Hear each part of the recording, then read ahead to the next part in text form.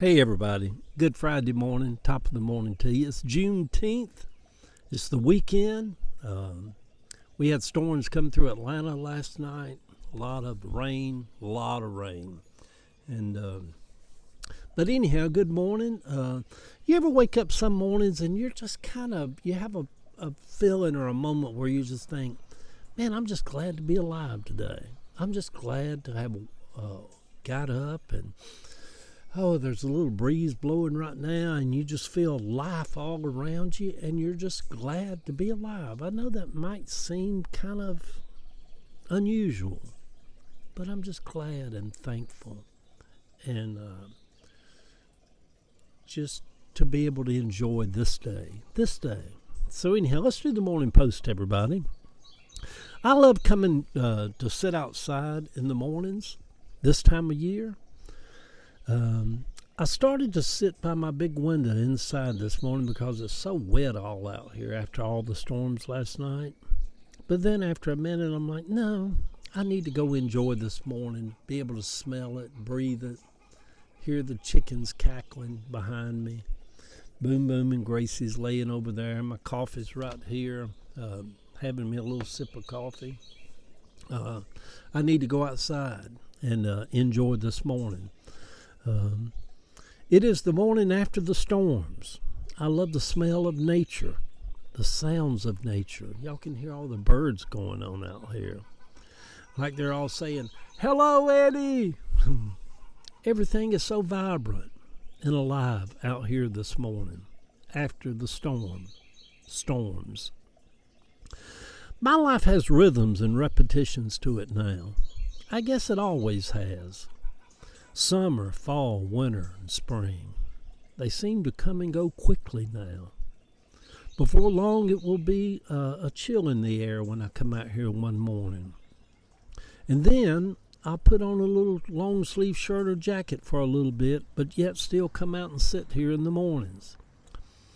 And then, not long after that, it will just drop to being too chilly, and I'll have to make my way back inside to sit by my big window in my favorite chair, get a little fire going, and sit there every morning during that part of my life, in that season. We are living in different times now.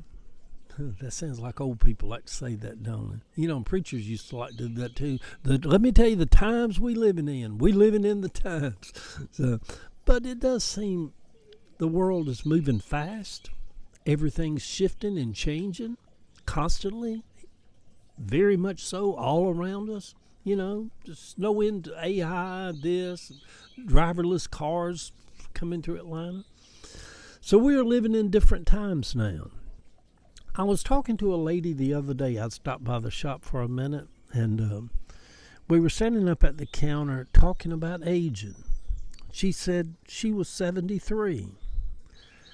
She had on white shorts and a little halter top type t-shirt. She was just so full of life. She was short and small and a beautiful body for even at 73, which is kind of rare, y'all, for a woman of 73. You know, this lady had children because she told me about them. But she was just so full of life, telling me she still works. She's a psychiatrist. Tells me that her daughter is a pathologist and has a self-driving Tesla, and how they ride through Atlanta in her self-driving car. I said, we're the Jetsons now. We're the Jetsons. It is a strange new world we're living in, isn't it? And the people in the know say we haven't seen nothing yet, that a whole nother wave of modern stuff's headed down the chute. Go on, Eddie. She said, I feel young. Is old or young a feeling? Is that what it really is, a feeling? I have always heard people say, you are only as old as you feel. There is some truth in that, though, if you think about it. So many people get old before their time, while others have the spirit of youth throughout their whole life. I think I am an old soul with a young spirit. I know, such a dichotomy. I have always been a realist and a dreamer. Those two have had to make space for each other my whole life. Maybe when people stop being dreamers and have visited all the places that they wanted to see, they die. And there's nothing wrong with dying because we're all going to do it, ain't we? I do feel like all of the accomplishments in my life are now behind me. It was a wild ride. I could go down a long list of everything I accomplished, that I wanted to accomplish, that I set out to accomplish, and that I did accomplish. The list is long. Thank God that list is not hanging out there in front of me no more. Thank God that I don't want to start a business now, or go start a church somewhere, or get married, you know.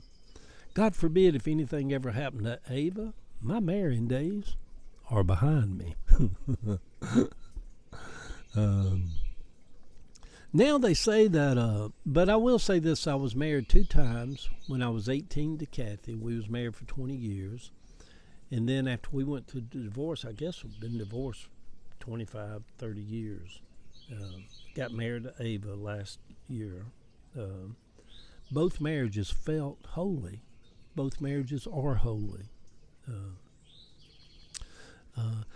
Now they say, segue y'all, now they say big hunks of that blue paint is coming undone, and now that's floating on the tops of that reflecting pool in D.C. that Trump spent $14 million to have painted blue. It's all coming apart now, floating big hunks of it. It's a mess, y'all. It's just a big mess. Sometimes metaphors float to the surface. That big hunk of blue paint is a metaphor for his whole presidency. It is a sad joke. Is God trying to tell us something? Speaking of God, let's speak of the old wizard in the sky this morning for a few minutes. Speaking of God and the gospel, whatever happened to the prosperity gospel? Was that a big joke or what? You know, when I first started, Christianity goes through different cycles and ways. When I started out as a young man, my granny and aunts and all holiness and all, they believed in a simplistic, don't gather up worldly stuff like homes and boats and cars and all that kind of stuff. You don't need it. Jesus is coming. Don't be materialistic. It was anti-materialistic in the beginning.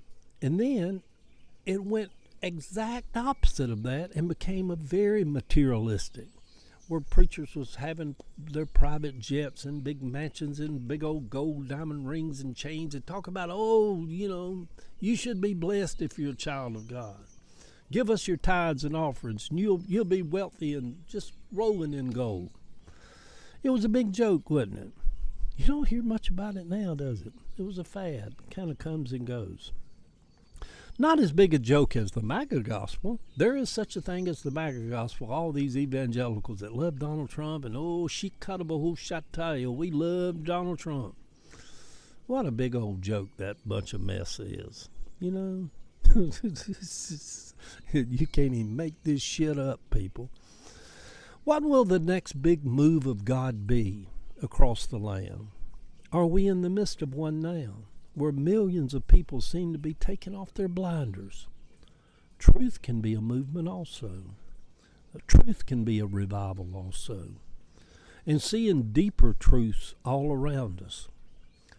I almost think that God may have sent Trump our way on purpose, just to expose what many people knew all along, that there was just a little bit something disturbing about the Christian movement across the South.